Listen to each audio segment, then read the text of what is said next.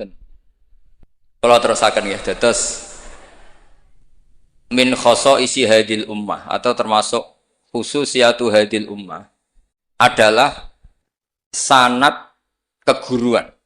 Sing sanad keguruan niki muttasil ila Rasulillah sallallahu alaihi wasallam dan tidak boleh terputus.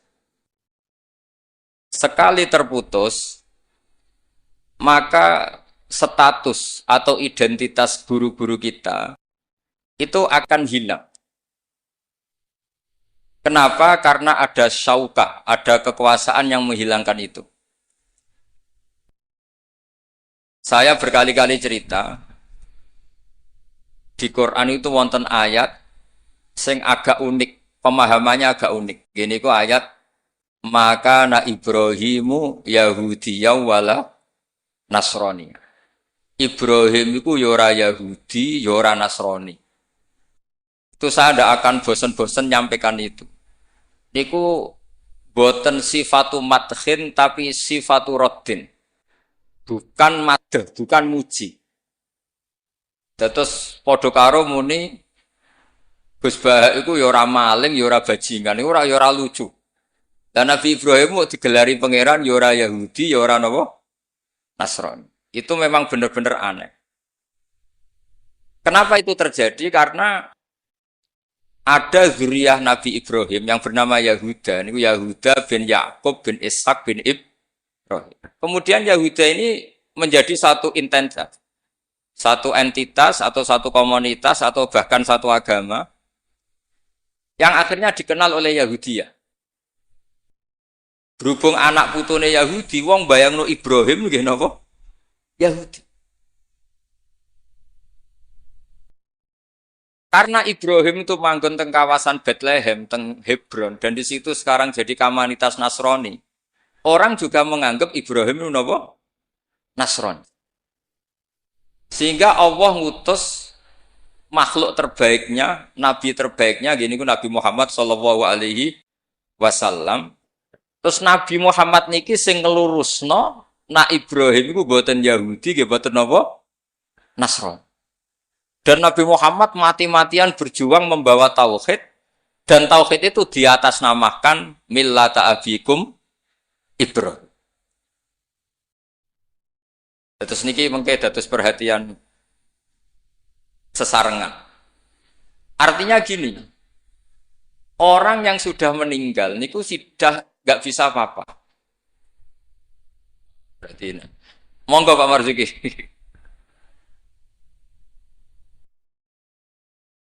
Monggo Pak Marzuki Mustamar, monggo.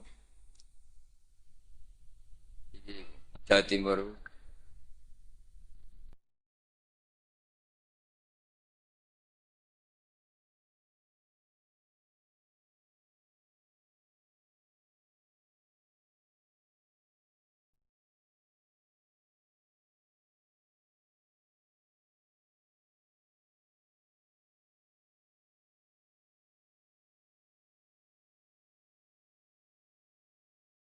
Monggo. Pun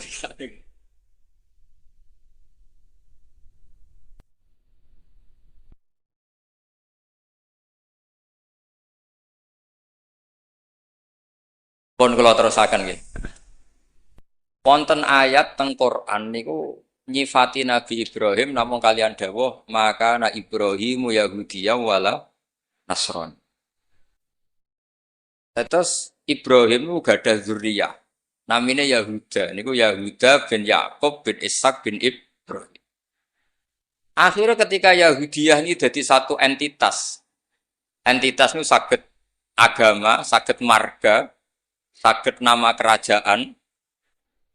Itu orang mengira Ibrahim itu Yahudi karena entitas setelah Yahuda itu mengidentitaskan Ibrahim atau menstatuskan sebagai apa? Yahudi. Nasrani juga sama karena kebetulan agama Nasrani lahir di Yerusalem, di kawasan Hebron, di Bethlehem. Kemudian orang menstatuskan Ibrahim itu ya Nasrani. Karena mayit ini orang yang sudah tidak berkutik. Sehingga kalau zuriyahnya mayit ini menjadi pilihan tertentu, memilih pilihan tertentu, maka akan menstatuskan mbah-mbahnya. Sehingga saya berkali-kali bilang sebetulnya adat di Jawa itu salah. anak numpang keramat bae. Keramat gandul itu salah. Sebetulnya kalau dalam tradisi leluhur Arab itu dibalik. Kama tasyarrafa bi Muhammadin adnanu. Jadi status mbah-mbah kamu itu ikut status kamu. Jadi orang nggak peduli dengan kilap, Abdul Samsin, Manaf, andai kan tidak ada orang bernama Muhammad Shallallahu Alaihi Wasallam. Orang nggak akan peduli dengan Wali Songo, andai kan tidak punya murid-murid nasab maupun murid-murid sabab, kata para ulama yang mengajarkan Fathul Wahab, Ikhya. Andai kan kita kemudian beda haluan, nganggep kuburan itu tempat syirik, tempat khurafat bid'ah, maka kita tidak menstatuskan kuburan wali itu tempat berkah, tapi tempat bid'ah dan syirik. Nah, status itu tuh terserah kita, bukan terserah yang meninggal. Itu filosofi dari maka na Ibrahimu Yahudiyau wala Nasran. Andai kan tidak ada Nabi Muhammad Shallallahu Alaihi Wasallam, maka kesestatusan Nabi Ibrahim akan dibelokkan menjadi berstatus Yahudi maupun apa? Maka kalau mau matur, min khoso isi hadil ummah adalah as-sanadul muttasil ila Rasulillah sallallahu alaihi wasallam. Sebab hanya dengan sanad itu kita bisa menjaga status guru kita, gurunya guru kita, gurunya guru kita ila Rasulillah sallallahu alaihi wasallam. Saya termasuk orang yang fanatik sanad. Saya muridnya Mbah Mun. Mbah Mun di antara gurunya tentu Mbah Karim Lirboyo. Beliau ngaji sama Mbah Hashim ngaji sama Syekhona Khalil ke Syekh Nawawi Banten. Atau Mbah Mun ngaji Mbah Karim, Mbah Hashim ngaji Syekh Mahfud Termas di Mekah, kemudian ngaji Said Abi Bakar Sato Sohibul I'anah. Saya dari gen saya piyambak, gak ada bapak kandung, hafal Quran, ngaji sama buyut saya dari ibu. Dan itu sampai buyut saya namanya Hafsah, itu binti Soleh. Binti Maksum dulu, binti Maksum bin Soleh. Soleh buyut saya itu gurunya Mbah Soleh Darat ketika beliau masih di Kudus, ngaji di Damaran. Pondok tertua di Kudus itu buyut-buyut saya di Damaran belakang makom. Jadi buyut saya kandung namanya Hafsah, punya anak namanya Sofia itu yang sampai saya, punya adik Badiah, jadi ibunya Ki Sahal. Terus Hafsah itu punya saudara, pernah bule, namanya Nyai Fadilah, itu di garwa Kiai Akil Sirat yang jadi Pak Said Akil dan seterusnya. Saya cerita begini ini penting karena supaya kebenaran itu dzurriyatam ba'duha min ba'd.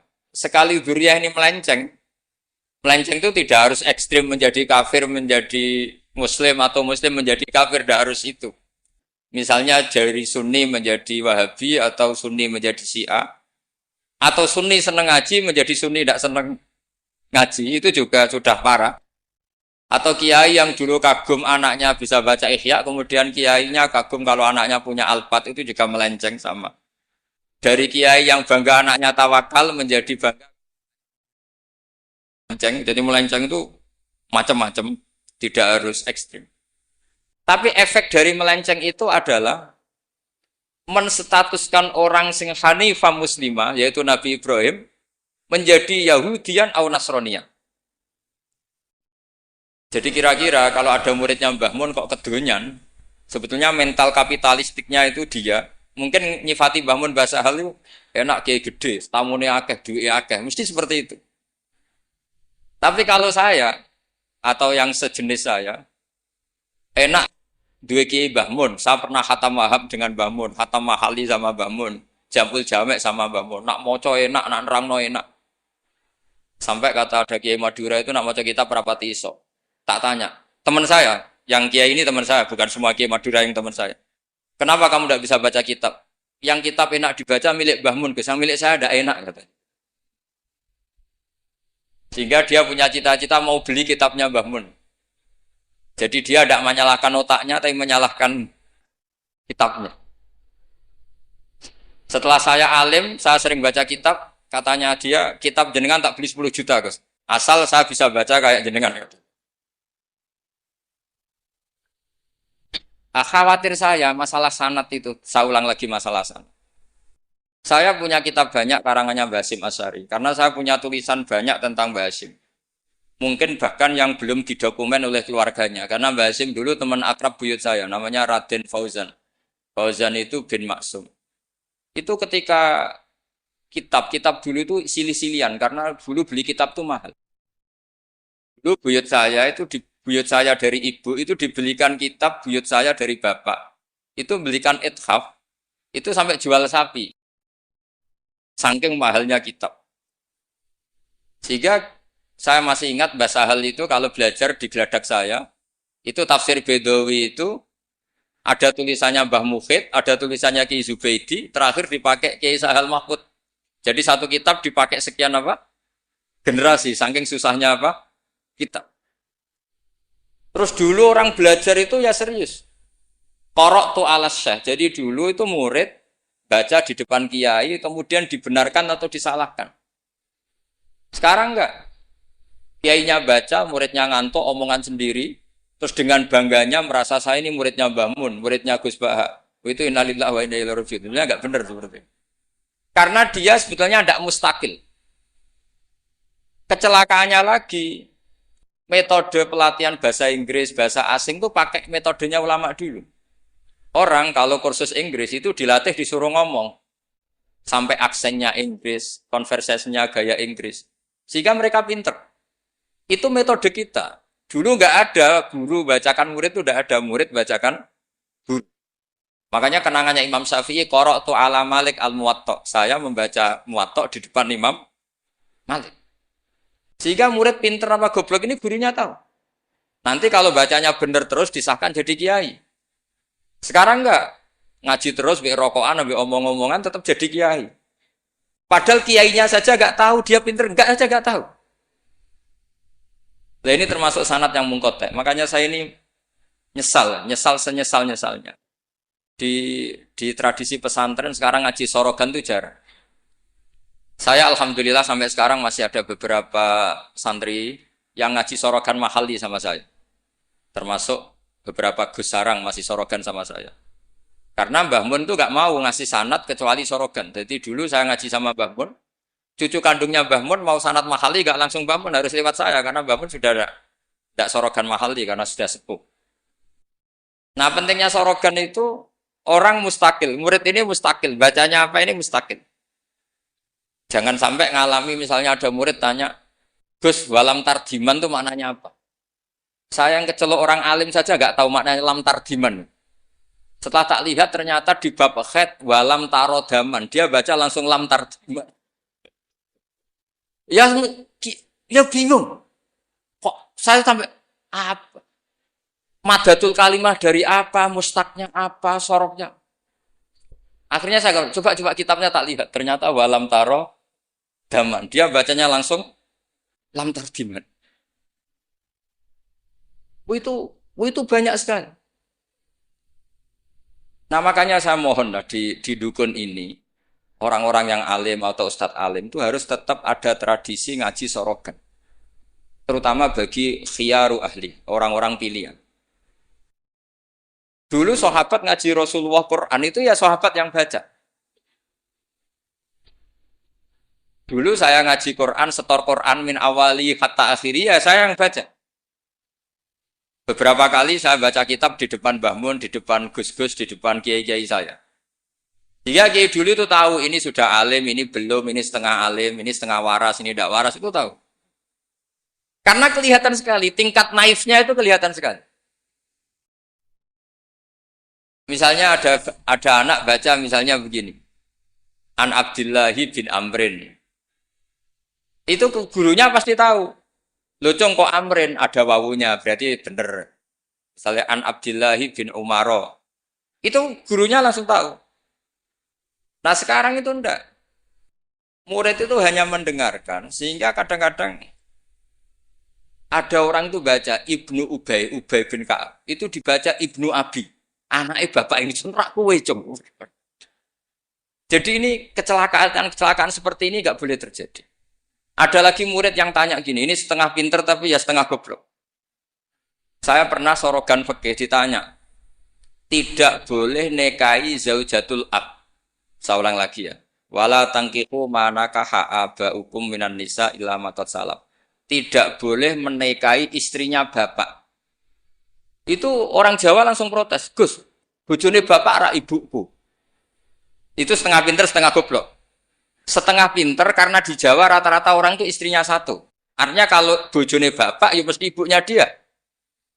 Tapi kalau dibaca di Arab, wong Arab bukan bojone papat, sing telu gonta-ganti sehingga bapaknya ini kadang pernah nikah sampai 10 orang. Paham ya? Orang Arab, mungkin orang Jawa Timur ya rodok Arab, banyak kiai yang istrinya ada satu kan. Nah sebetulnya orang Jawa Timur yang paling tidak eskal karena saya ulang lagi ya. Sehingga dia tanya, Gus, bojone bapak ora ibu.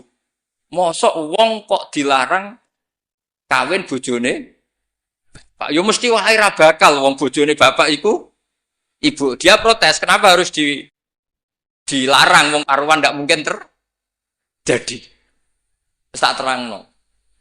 Kalau orang Arab kan mungkin, yaitu bojone bapak satu ibu kamu, dua Sri, terus Wahyuni atau siapa. Ini orang yang pernah dinikahi bapak kamu itu haram kamu nikah. Nah berhubung dia orang Jawa, bojone bapak itu mesti ibu, karena ibu istrinya satu.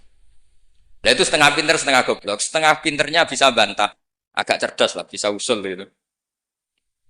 Setengah gobloknya itu sebetulnya ketika dengan ibunya itu bahasa Arabnya bukan zaujatul ab tapi ummuka. Kamu tidak boleh menikahi ummuka.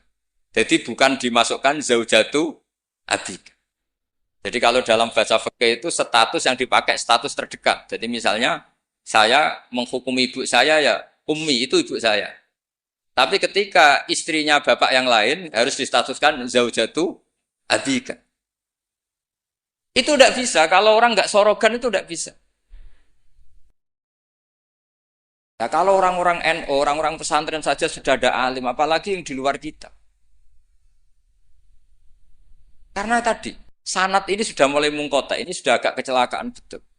Dulu Imam Malik tuh ngaji di depan Imam Malik ngaji di depan Imam Zuhri. Ya sorogan.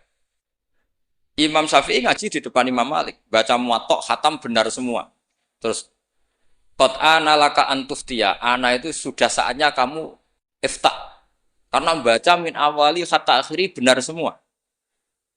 Masih ngaji sama Sufyan bin Uyainah, masih ngaji sama Sufyan As-Sawri. Terakhir beliau ngaji sama Muhammad bin Hasan As-Syaibani di Irak. Itu semuanya yang baca Imam Syafi'i, sak logikanya. Terakhir dites begini Imam Syafi'i, sama sih. Saya termasuk sering baca kitab Risalatus Syafi'i. Saya sering baca kitab sering baca kitab Risalatus Syafi'i. Itu dites begini.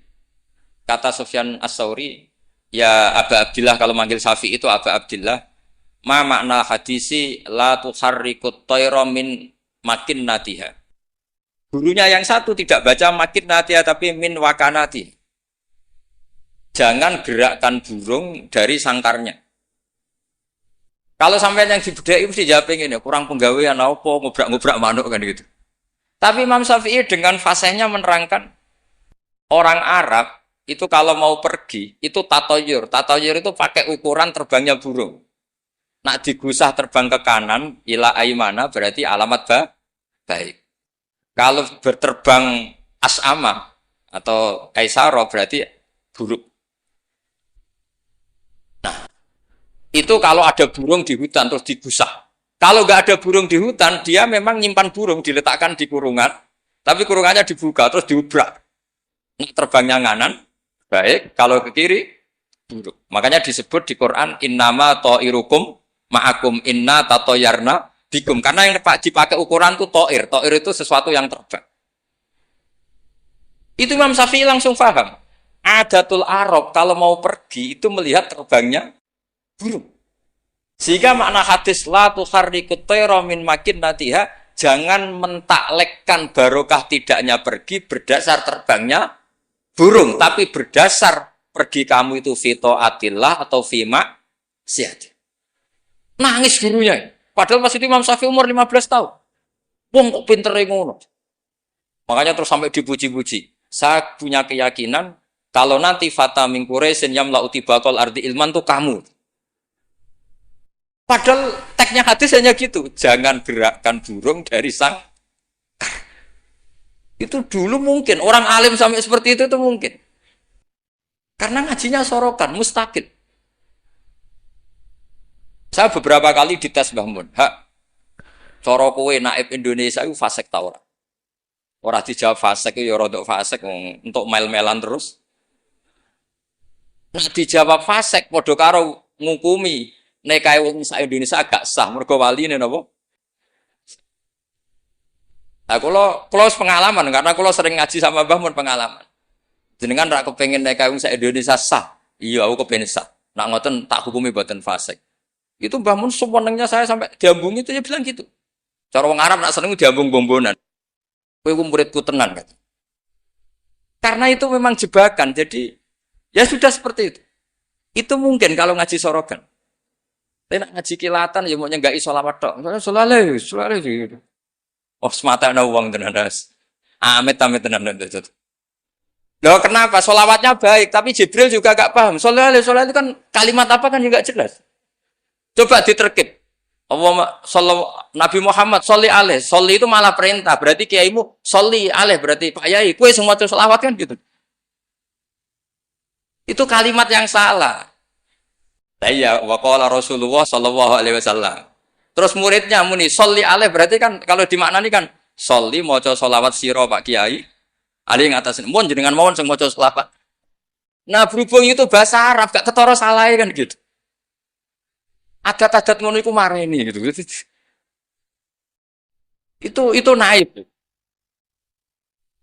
Mestinya kan qala Rasulullah sallallahu alaihi atau shalla alaih lah. Paling enggak ada dhamir mustatir yang kembali ke Allah. Nah kalau terus muridnya bilang apa? Sholli alaih, coba sampean maknani sholli alaih. Sholli ya syekh alaihi ala nabi. Kacau enggak kira-kira ada kan dengar orang yang ngerti itu. Tapi alhamdulillah banyak yang enggak tahu sehingga ya alhamdulillah. Makanya saya berkali-kali muji orang bodoh itu barokah. Mereka ora salah wong. Jadi penak we. Kalau saya tangisan, nak pondok gede we salah oleh maca sholawat mulai sing pondok cilik. Sing ditunggoni ahlul ilmi, maksudnya pondok gede sing notabene ditunggoni ahlul ilmi saja salah apalagi. Jadi dulu itu orang itu pinter sekali karena ngajinya sorokan. Sahabat ya gitu. Sahabat tuh kalau nggak paham ya tanya Nabi karena logikanya Nabi kadang nggak nyambung sama logika sahabat. Misalnya begini, al-qatil wal maqtul finnar, yang bunuh maupun yang dibunuh. Saya baca lengkapnya. Idzal taqal muslimani bisayfihima fal qatil wal maqtul finnar. Jika dua orang muslim perang sama-sama membawa pedang, maka yang bunuh maupun yang dibunuh di neraka. Sahabat tuh iskalnya hadza al-qatil. Oke lah kalau qatil finnar, kalau pembunuh di neraka normal ya Rasul. Fama balul maktul. Lalu dosanya yang terbunuh apa? Wong dia korban, dia maktul, dia dibunuh. Jawabannya Nabi, innahu kana harison ala qatli sahibi. Dia sebut maktul, oke, dia maktul, tapi mentalnya qatil. Artinya gini, yang terbunuh itu mentalnya qatil apa maktul? Qatil karena dia saat tempur tentu inginnya membunuh. Artinya maktul itu status fakta. Tapi status mentalnya qatil. Itu hebatnya Rasulullah. Ya ketika ada orang sama-sama bawa pedang duel, itu mentalnya semuanya qatil. Cuma yang satu nasibnya maktul. Nah, maktul ini status nasib apa status niat? Status nasib, niatnya dia tetap qatil sebagai pembunuh. Jadi segampang itu Rasulullah menjelaskan karena tadi ada sorogan. Jika Nabi setiap ngaji sama sahabat, aro'aitakum hadhi, aro'aita kadza, aro'aitukum kadza. Nah, ini terakhir, qadiyah saya terakhir tak terangkan. Nah, sehingga Quran, ini kembali ke sesuatu yang saya tekuni. Sehingga Quran itu mengajak orang itu berdialek. Dan sering ada kata aruni, kul aro'aitum. Kenapa demikian? Karena nggak boleh orang itu menerima ilmu itu karena dicekoki guru. Dia harus bisa berpikir sendiri. Jika Allah kalau ngendikan, nggak apa-apa selain saya sebagai Tuhan nggak apa-apa kata Allah. Kamu bilang Yesus Tuhan nggak apa-apa, Fir'aun Tuhan nggak apa-apa. Tapi kata Allah, aruni madza khalaqu minal ardi. Tapi tolong tunjukkan ke saya prestasinya Fir'aun apa? Apa ketika saya bikin langit dia ikut menciptakan langit? Apa ketika saya bikin bumi dia ikut menciptakan bumi? Aruni madza khalaqu minal ardi am lahum syirkun fis sama. Sehingga orang terus mikir, kalau Fir'aun Tuhan, Yesus Tuhan, atau siapa saja yang selain Allah dianggap Tuhan, lahirnya di mana? Oh, Yesus lahir di bumi. Bagaimana mungkin lahirnya di bumi tahu-tahu menuhani bumi? Fir'aun ketika merasa Tuhan, Musa ditanya, Tuhan kamu siapa? Rabbus samawati wal ardi, yang nuhani langit dan bumi. Terus kata Fir'aun, ya Haman ibnili sorkhal la ali abluhul asbab. Sudah, saya mau bikin piramida, mau lihat Tuhannya Musa. Terus soal di bumi, kata Fir'aun, ma'alim tulakum min ilahin wiri. Saya jalan-jalan kemana-mana, setahu saya, yang dituhankan saya, kata Fir'aun. Nabi Musa ganti argumentasi, bilang, Rabbukum wa rabbu abaikumul awalin. Yang nuhani nenek moyang kamu. Itu semua hadirin langsung sadar. Iki nak Fir'aun pangeran, buyute radi pangeran. Kan pangerannya datang terlambat. Kan Fir'aun punya bin. Wong Fir'aun itu nama gelar kayak Hamengkubuwono. Fir'aun 1, Fir'aun 2, Fir'aun 3, Fir'aun kan gitu. Makanya zaman Nabi Yusuf itu rajanya juga namanya sudah Fir'aun. Zaman Nabi Musa juga Fir'aun. Karena itu gelar. Artinya begini. Kalau Fir'aun itu Tuhan, berarti mbah-mbahnya tanpa Tuhan. Karena Tuhannya datang terlambat. Itu dilatih. Sehingga Quran itu sering ngendikan aruni, aro'aitum, aro'ait. Itu diulang-ulang. Nah, ngaji sorogan itu pentingnya ya seperti itu. Santri akan tahu. Ini bacanya yajibu, apa yajubu. Kalau di hadis, al-Islam yajubu ma qabla. Mergo maknanya yaktok. Jadi ketika ada seorang sahabat lama sekali kafir dulu, ketika Islam dia ngeluh, ya Rasulullah setelah saya Islam apa dosa saya zaman jahiliyah diampuni. Terus Nabi ngendikan al-Islamu yajubu ma qabla. Itu bacanya bukan yajibu tapi apa? Yajubu ayaktau. Lah kalau pas ini kamu baca yajibu kan? Al-Islamu Islamu yajibu. Pusing kamu. Itu kalau nggak sorokan nggak bisa. Jadi saya mohonlah sanad ini nggak boleh hilang karena yang punya khazanah kealiman tuh kita. Kita itu maksudnya pesantren. Kalau kita saja tidak alim, apalagi di luaran kita. Ini bukan urusan suudzon atau menstigmasi, enggak. Yang menyediakan itu kita. Di luar kita malah pakai terjemah, pakai paling KHI lah, kompilasi hukum Islam. Yang masih pakai teks Ihya Fathul Wahab itu kita. Karena Fathul Wahab Ihya dikerdusi nganti sawangan. Kiai ini dhewe maca terjemahan. Ngaji ini nganggo laptop amen ngincang-ngincang perkara ndelok terjemah. Sinalillah wa inna ilaihi raji'un. Itu bukan apa-apa, sebenarnya orang nggak alim itu tidak apa-apa, tidak dosa. Tapi kan masalahnya sing ra alim ta yo gayane kok wong alim. Itu semani masalah kan itu. Kalau ngaku bodoh kan yo ora gelem kan. Dulu itu tidak seperti itu. Sehingga Nabi Ismail misalnya. Nabi Ibrahim itu nabi. Nabi itu diperintah Allah mesti benarnya. Inni arafil manami anni atfahuka. Saya bermimpi, mimpi Anbiya adalah wahyu, bahwa saya disuruh nyembelih kamu. Apa kata Nabi Ibrahim? Fangdur madza tara. Lalu menurut pendapat kamu gimana? Karena mulai dulu enggak. Jadi tradisi di kampus dua arah, mahasiswa disuruh mikir, disuruh cerdas. Itu dulu kita sebelum ada kampus itu para nabi sudah punya tradisi murid itu mustaqil bil fikr. Murid bisa mikir sendiri. Fangdur madza tara. Menurut pendapat kamu gimana Ismail? Supaya apa? Kalau Ismail betul-betul nanti disembelih, itu dia tidak hanya nurut Nabi Ibrahim, tapi memahami. Sehingga dapat ganjaran 2 kali. Nurut bapak, ya nurut pangeran. Atau nurut pangeran, ya nurut bapak. Fangdur madza tara. Qala ya abatif almatu. Jadi tidak mentang-mentang. Ismail, aku dikongkon pangeran nyembelih kowe. Ayo nang tak sembelih. Tak oleh bantah, nurut. Tidak ada seperti itu. Itu lagi-lagi yang ada itu di ngaji sorogan. Nah, kemudian saya sekarang cerita masalah sorogan. Saya beberapa kali punya kenangan Mbah Mun, karangan terakhir beliau Al-Ulama Al-Mujaddidun. Tiap ketemu mesti disuruh baca itu. Sampai saya pas haji sama beliau ya baca itu di Tujami Bari Rasulillah. Ketika saya di sarang tiap Syawal ya baca itu. Sampai kitab itu untuk murid-muridnya identik dengan saya karena saya sering. Bahkan di kitab saya paling banyak oret-oretan tulisan tangannya Mbah Mun karena beliau tahu kalau saya menekuni kitab itu, jika beliau senang sekali. Termasuk begini pertanyaan saya. Menurut Imam Syafi'i, zakat zuhur itu kan hanya yang muktad. Kayak makanan pokok lah, kira-kira kayak padi kalau di Indonesia. Tapi Mbah Mun dulu itu sering guyon gini. Petani ku sakake jare. Wis macul terus gegere kaya akik wajib zakat. Petani cengkeh kakao sugih-sugih ra wajib zakat. Mergo sing ditandur mboten apa? Muktad atau tidak kut. Oke ngono iku terus piye? Kaya gak adil. Mbah Mun tuh hanya guyon-guyon gitu. Mulai guyon petani kaya gegere kaya akik kaya apa gitu. Terus suatu ketika tanya saya, "Cara kowe wajib gak?" Ya nek jenengan muni wajib, kula muni wajib, tak boten nggih boten, wong kula murid tem. Terus jare Pamun, ora iso kowe kudu melok nek muni wajib ya kowe dhewe aja ngelok-ngelok aku. Dulu saya iskal saya itu niki kok gak tanggung jawab atas saya gitu. Dan di kitab itu ditutup dengan kalimat fa'alaman huwal qudwah lihadil ummah ay yuftiya bima huwal aslah lihadil ummah. Jadi orang menjadi panutan umat harus berfatwa sesuai al-aslah lihadil ummah. Saya masih tanya lagi.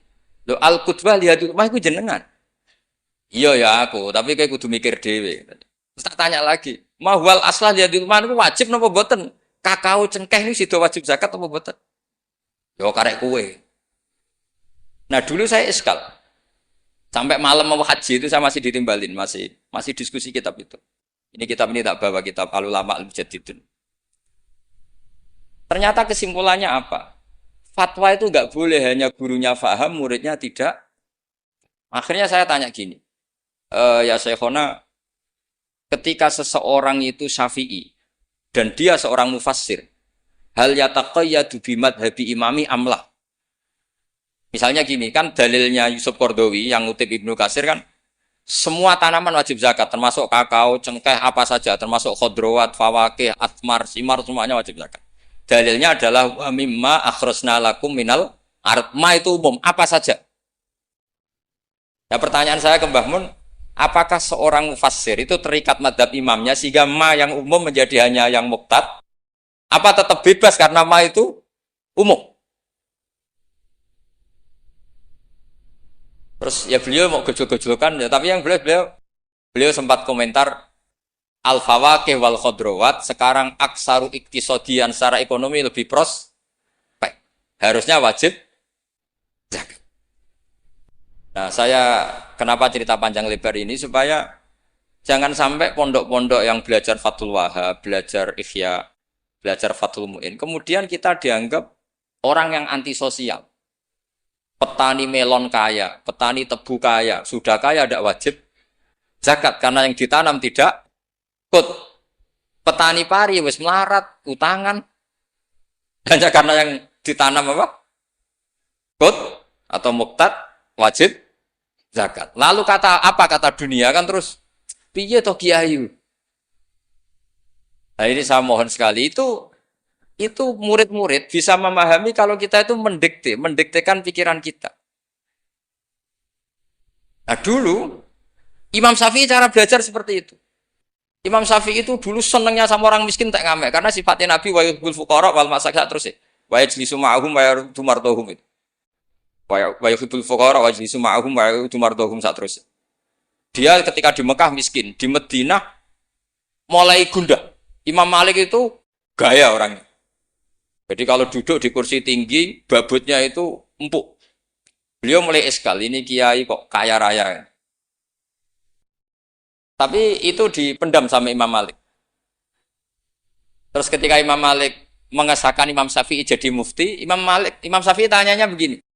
Setelah jenengan, orang yang alimnya kayak jenengan itu siapa? Dari Imam Malik. Sakjane Abu Hanifah, tapi orangnya mati. Orangnya sudah meninggal. Mungkin beliau juga bilang mati karena selevel. Mungkin kalau kita harus bilang kapundut. Bahasanya memang mata, bukan tufiya. Lalu siapa yang alimnya kayak Abu Hanifah? Muridnya masih hidup, namanya Muhammad bin Hasan. Saya bisa ke sana, boleh dari Imam Malik. Imam Malik itu kaya. Uangnya banyak, tapi beliau rumahnya ngontrak. Jadi kiai mulai dulu lebih seneng uang cash daripada apa sawah Tegal karena nggak bisa sodakon. Akhirnya Imam Malik gandeng Imam Syafi'i dijak ke Baki. Dulu Baki itu pasar kafilah, rental lonta gitu. Kemana kafilah yang mau ke Irak? Oh saya ya Imam Malik dibayari sama Imam Malik ini antar sampai ke Baghdad, sampai ke Kufah. Sampai ke Baghdad. Dulu namanya Baghdad itu ya Baghdad, Kufah, Basrah. Belum ada nama Irak. Terus Imam Syafi'i disangoni uang tuh banyak. Pernah saya hitung tuh sekitar hampir 40 juta. Karena satu dinar kan sama dengan 4,25 gram. Ada yang mengatakan 4,20 gram. Pernah saya hitung tuh sekitar 40 juta. Imam Syafi'i mulai iskal. Kiai melarat sing tak belor atau nyangoni, kiai sugih nyangoni terus. Semulai rubah pikirannya. Ternyata kiai sugih itu manfaat gitu loh. Dulu dia pengagum kiai melarat karena zuhud, bebas hisab, jadi hisab apa nih ngurati popo kan gitu terus. Bareng ngaji di Irak, di Baghdad itu, di Kufah. Karena dulu itu satu kawasan. Ini perlu saya sampaikan, jadi dulu Kufah itu bukan nama kayak sekarang, Baghdad, Irak. Jadi saya beri contoh sedikit ya, perubahan bahasa. Dulu yang namanya Israel itu kalimatu madkhin. Karena Israel maknanya hamba Allah. Sehingga ada ayat, wa anni faddaltukum alal alamin, Bani Israel.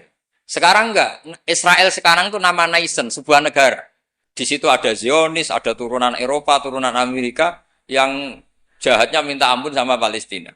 Sehingga Israel yang ini bukan wa'ani faddaltukum alal alamin. Jadi itu perubahan bahasa. Dulu yang namanya makruh itu faqal haram.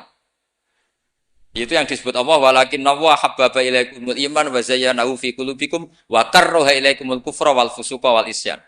Jadi kalau dulu Imam Syafi'i ngendikan akrahu kadza, maknanya uharrimu kadza asyaddat tahrim. Karena akrahu maknanya itu faqal haram. Tapi sekarang di definisi fikih makruh itu dunal haram, kayak rokok itu namanya makruh. Jadi kalau bahasa dulu kamu maknani sekarang, kafir itu makruh. Kalau bahasa dulu, piye hukumnya kafir? Makruh. Hukumnya syirik? Makruh. Karena maknanya makruh itu dibenci. Tapi tahu-tahu ada istilah modern, makruh itu dunal haram, sesuatu di bawah haram namanya apa? Itu kamu nggak boleh terjebak bahasa itu. Dulu namanya Kufah itu satu entitas. Jika Ibnu Abbas pernah nasihati Said Husain, Al-Kufah la tafi. Wong Kufah itu ratau jujur. Karbala juga gitu, dulu satu entitas. Makanya Said Husain ngintikan ini daerah mana? Karbala, ini Karobun wa Balaun. Nah sekarang terjadi satu nama. Dulu Mesir itu gubernuran dipimpin Sayyidina Umar dari Medina. Mesir itu provinsi. Syria juga apa? Provinsi, semuanya provinsi. Sekarang jadi negara. Saya teruskan. Ketika ngaji di Muhammad bin Hasan Asy-Syaibani, itu pas beliau di ruang tamu, itu ngitung lantaan emas. Jadi emas itu lantaan, buahnya. Dari satu peti dipindah ke peti lain. Terus sekarang mungkin kiai ngitung dolar. Dolarnya banyak. Jadi kesunatan kiai, kalau ngitung uang itu menurut saya di ruang tamu. Kalau ada santrinya. Ben santri ini raka pikiran nyalami template. Gara-gara kiai ini duit akeh, bebem melarat itu tidak kepikiran santri ini nyangoni kan. Itu Muhammad bin Hasan Asy-Syaibani, kalau ngitung uang itu di ruang tamu. Banyak lagi, emas lantakan. Imam Syafi'i tambah iskal, ini kiai malah Imam Malik wis tak anggap keduanya ini malah parah. Tapi setelah Imam Syafi'i iskal, Imam Muhammad bin Hasan Asy-Syaibani itu ajib min hadhi, maksudnya min hadil waqi'ah, kamu kaget dengan peristiwa ini. Iya, kamu kiai kaya raya. Terus kata Imam Muhammad bin Hasan Asy-Syaibani, harta ini milik saya, miliknya orang soleh, miliknya orang alim. Nak kowe ra seneng wong alim sugih tak kekne wong-wong nakal. Ben dinggo nglonte, dinggo demenan, dinggo macam-macam. Ampun, sing sugih tiyang soleh mawon. Semenjak itu Imam Syafi'i terus keterusan. Wong soleh wajib sugih. Al Islam ya'lu wala yula'al. Wong Islam kelar tuku Innova tuku Keri haram. Keterusan. Jadi itu dulu panjang Imam Syafi'i rubah. Masyhur itu di fikih. Orang Islam kuat beli kuda, kok beli khimar haram. Mergo al Islam ya'lu wala yula. Jadi kira-kira kalau sekarang orang Islam kuat beli Innova, kok numpak beli Keri butut itu haram karena zillah. Itu kehinaan. Semenjak itu Imam Syafi'i itu pinter. Pinter dia. Iya. Nak kiai tak haramno sugih. Terus sing sugih wong fasik, yo repot dunya. Kiai tak haramno jabat, sing jabat wong fasik. Amen perda nglindungi tempat-tempat mak. Iku yo terus repot. Nah, sanad itu sampai Imam Ghazali.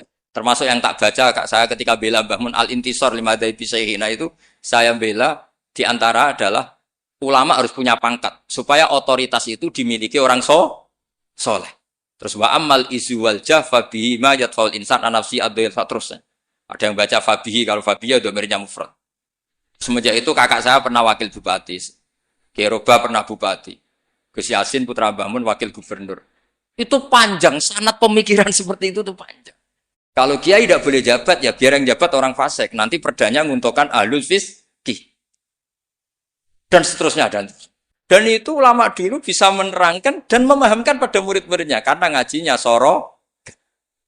Sekarang enggak ngaji ya kayak seperti ini. Makanya saya diundang itu termasuk kiai paling sulit diundang. Wis masyhur. Andai kan Kiai Roba tidak datang ke saya sendiri, mungkin saya tidak datang. Wis tenang yakin ya datang. Saya itu hanya mau datang ke pernah sepuh. Ternyata pernah sepuh ya banyak, jadi wah mata wong itu. Saya nanti itu ke Kiai siapa itu? Kiai Jamal itu kan iparnya Basal itu sepupunya Mbah saya.